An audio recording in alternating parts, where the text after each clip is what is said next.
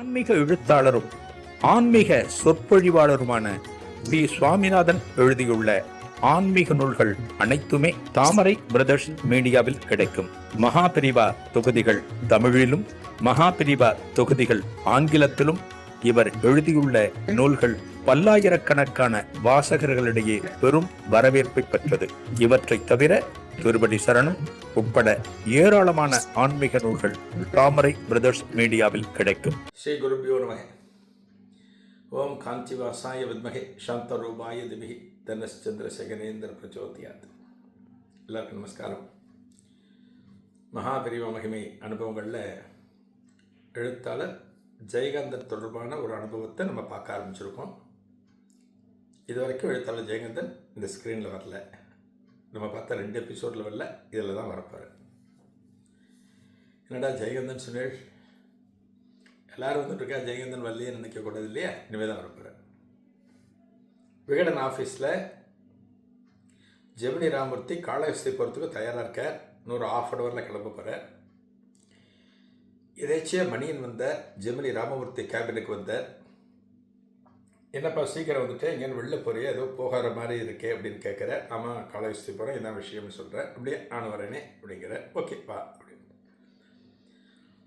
இப்போ 2 பேர் இருக்கிற போது அதே கேபினில் இருக்கேன். ஏன்னா அப்படியே கிளம்ப வேண்டியதுதான். மணியன் அங்கேயே உட்காந்துட்டேன்.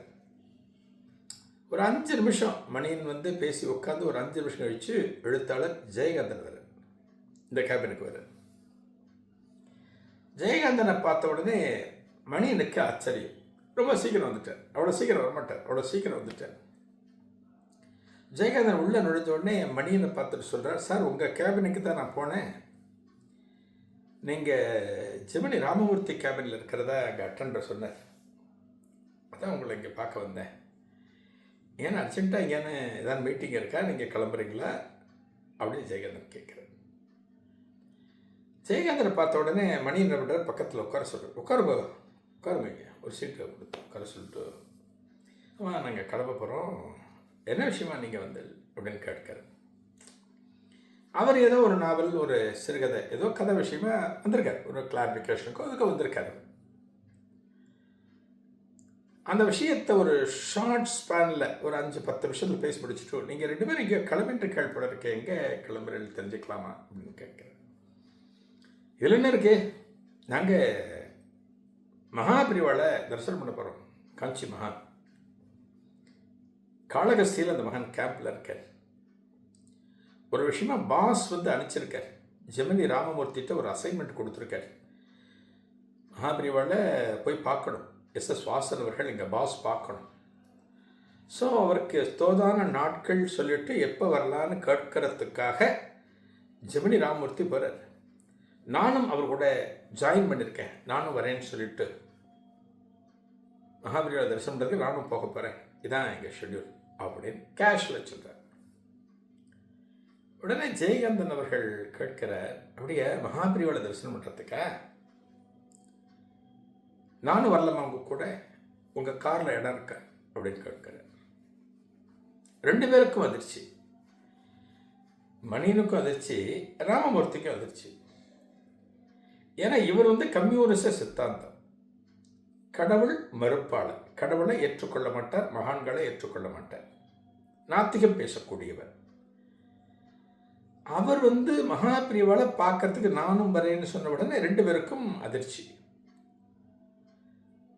மணியன் கேட்கிற ஜெயகாந்தன் அவர்களை பார்த்துட்டு, என்ன சார் நீங்கள் அங்கே வரேன்னு சொல்கிறீங்க, உங்களுக்கும் அந்த இடத்துக்கும் சம்மந்தமே இல்லையே அப்படின்னு மெல்ல எடுக்கிறேன். ஜெயகாந்தன் அவர்கள் சொல்கிற, சம்மந்தம் இல்லை தான், நீங்கள் சொல்கிறது கரெக்டு தான், ஆனால் என்னுடைய மனசில் ஆன்மீகம் பக்தி தொடர்பான சில சந்தேகங்கள் பல காலமாக இருந்து வருகிறது. அந்த சந்தேகங்களுக்கு உரிய பதிலை ஒரு சான்றோரிடமிருந்து, ஒரு ஞானியிடமிருந்து நான் பெற வேண்டும். அது என்னுடைய கதைகளுக்கும் பயன்படும். இந்த விளக்கங்களை நான் கேட்பதற்கு சரியான ஒரு சான்றோர் இதுவரைக்கும் கிடைக்கல. நீங்கள் மகா பிரிவான பேரை சொன்ன உடனே ஆஹா இவர் சரியான நபராச்சே, நம்ம சந்தேகங்களை விட்ட கேட்கலாமே அப்படின்னு எனக்கு தோணுச்சு. என் மனசில் இருக்கிற சந்தேகங்களுக்கு விடை காண்பதற்காக, விடை வேண்டும் என்பதற்காக அவரை பார்க்கறதுக்கு நான் வரேன்னு சொல்கிறேன். அவ்வளோதான். நான் தரிசனம்லாம் எனக்கு கிடையாது சொல்கிறேன். தெளிவாக இருக்கு. அவருடைய கொள்கை அவர் கரெக்டாக இருக்கேன் இல்லையா? இப்போ இங்கே ஒரு ஹோட்டல் நம்ம போகிறோம்னு வச்சுக்கோங்களேன். ஒரு ஹோட்டல் போகிறோம், நம்ம வெஜிடேரியன் தான், பியூர் வெஜிடேரியன். நீங்கள் பெரிய பெரிய ஹோட்டலில் போனீங்கன்னா, ஒரு 3 ஸ்டார் 5 ஸ்டார் ஹோட்டல் போனீங்கன்னா அங்கே வெஜ்ஜு நான்வெஜ் எல்லாமே உண்டு. ஏன்னா கிச்சன் தனியாக இருக்கும். கிச்சன் தனியாக இருக்கும். இந்த காலகட்டத்தில் சைவம் ஏற்றுக்கொள்கிறவர்கள், சைவம் சாப்பிடுபவர்கள் சில சந்தர்ப்ப சூழ்நிலை கருதி அந்த இடத்துல சாப்பிட்டுத்தான் ஆகணும். வேறு வழி இல்லை. அந்த ஹோட்டல் அப்படி தான் இருக்கும். இங்கே பாருங்க, மகாபெரிவா ஆஸ்திகர், ஜெயகாந்தன் நாஸ்திகர். 2 பேருக்கும் சம்மந்தமே கிடையாது.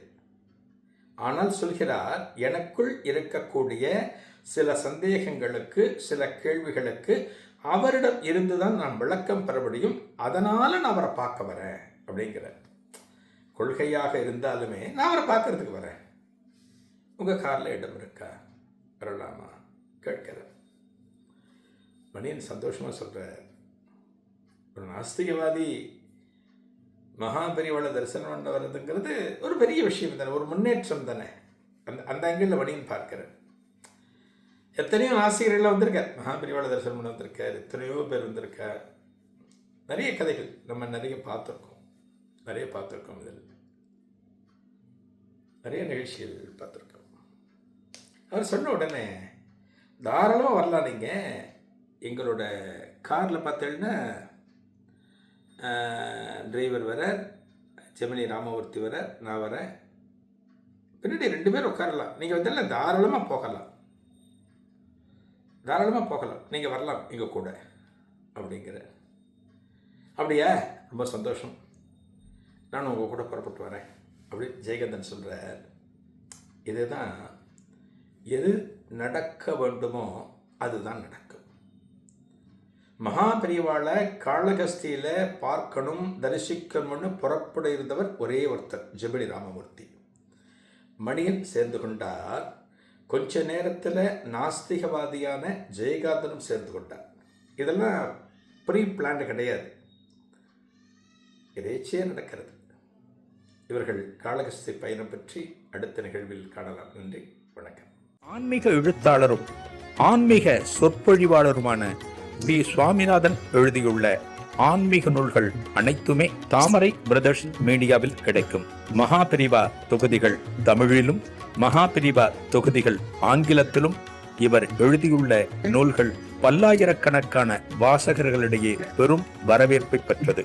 இவற்றை தவிர திருப்படி சரணம் உட்பட ஏராளமான ஆன்மீக நூல்கள் தாமரை பிரதர்ஸ் மீடியாவில் கிடைக்கும்.